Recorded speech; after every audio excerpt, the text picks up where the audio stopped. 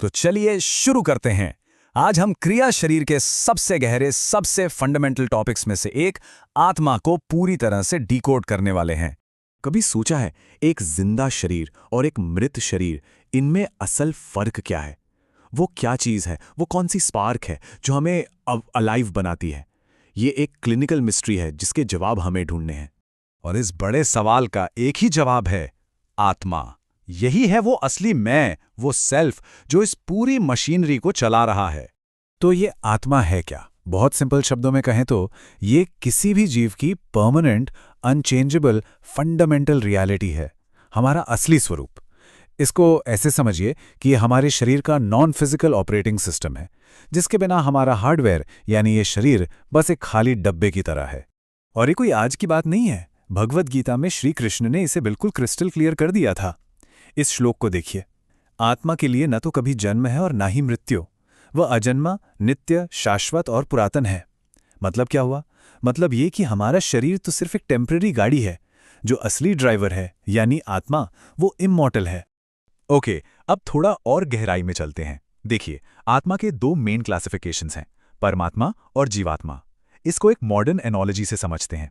परमात्मा समझ लीजिए एक यूनिवर्सल क्लाउड सर्वर है, और जीवात्मा उस सर्वर पर सेव की हुई हम सब की इंडिविजुअल फाइल। अब इस टेबल पर गौर करिए, ये सारे डाउट्स क्लियर कर देगा। जीवात्मा यानी हम सब की इंडिविजुअल सोल, और परमात्मा यानी सुप्रीम सोल में आखिर फर्क क्या है? देखिए, जीवात्मा हर एक जीव की अपनी आत्मा है, इसलिए वो अनेक हैं, बहुत सारे।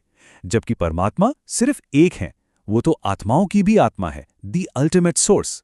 जीवात्मा का ज्ञान लिमिटेड है, अल्पज्ञ। शक्ति भी लिमिटेड है, अल्प शक्ति। और वहीं परमात्मा सर्वज्ञ यानी सब कुछ जानने वाला और सर्वशक्तिमान है। एकदम क्लियर है ना? और ये है सबसे बड़ा गेम चेंजर। जीवात्मा मायाधीन है, मतलब वो माया या इल्यूजन के कंट्रोल में है। लेकिन परमात्मा मायाधीश है, मतलब वो माया का स्वामी है, उसका कंट्रोलर है। यही सबसे बड़ा फर्क है दोनों में। चलिए अब जरा जूम आउट करते हैं और वापस आत्मा की कोर प्रॉपर्टीज पर आते हैं।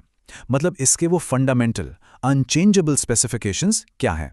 तो देखिए, आत्मा का न जन्म होता है न मृत्यु। ये इटर्नल है, हमेशा से है, हमेशा रहेगी। ये निरुपम है यानी फॉर्मलेस, इसका कोई रूप, रंग, आकार नहीं है। ये अनंत है, लिमिटलेस और डायमेंशनलेस। ये एक और सर्वव्यापी है, यानी हर जगह मौजूद। और सबसे खास बात, ये निर्गुण है, यानी सुख दुख, अच्छा बुरा, इन सभी गुणों से परे। बेसिकली ये हमारे अस्तित्व का वो हिस्सा है जिसे ना कोई हैक कर सकता है, ना कोई डिलीट कर सकता है। और इसकी इनविंसिबिलिटी का, इसके अजेय होने का सबसे बड़ा सबूत गीता का ये श्लोक है। इस आत्मा को शस्त्र काट नहीं सकते, आग जला नहीं सकती, जल गला नहीं सकता और वायु सुखा नहीं सकती। ये साफ साफ बताता है कि आत्मा इस फिजिकल वर्ल्ड के नियमों से एकदम परे है, मतलब full on super power mode में। अब ये सारी फिलॉसफी सुनकर मन में सवाल आ सकता है कि बीएमएस स्टूडेंट्स के लिए इसका प्रैक्टिकल यूज क्या है? तो चलिए इन सारे कॉन्सेप्ट्स को प्रैक्टिकल, क्लिनिकल साइंस से जोड़ते हैं और आत्मा के उन लक्षणों को देखते हैं जिन्हें एक वैद्य को पहचानना होता है। स्क्रीन पर जो दिख रहा है ये वो ओरिजिनल संस्कृत श्लोक है जिसमें आत्मा के होने के लक्षण बताए गए हैं। इसे हम कह सकते हैं आत्मा को पहचानने की एंशिएंट चीट शीट। तो कैसे पता चलता है कि शरीर में आत्मा मौजूद है? इन लक्षणों से। प्राण, अपान यानी सांस का आना जाना, निमेष आदि यानी पलकों का झपकना, ज्ञान, बुद्धि यानी इंटेलिजेंस, इंद्रियों का काम करना, चीज़ों को महसूस करना, इच्छा द्वेष यानी किसी चीज़ को पसंद या नापसंद करना, सुख दुख का अनुभव करना, प्रयत्न यानी किसी काम के लिए कोशिश करना, और स्मृति यानी याददाश्त। ये सब चेतना के वाइटल साइंस हैं। तो आज की चर्चा का फाइनल टेक अवे क्या है? हमने परमात्मा से लेकर जीवात्मा तक और शरीर में उसकी मौजूदगी के क्लिनिकल साइंस तक इस पूरी जर्नी को समझा है। और अब आखिर में एक सवाल सबके लिए। एक फ्यूचर वैद्य होने के नाते हमारा काम सिर्फ शरीर के हार्डवेयर का इलाज करना है या उसके अंदर जो व्यक्ति है उसका भी? इस पर सोचना जरूर।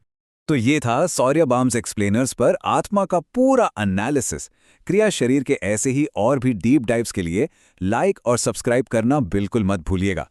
मिलते हैं अगले सेशन में।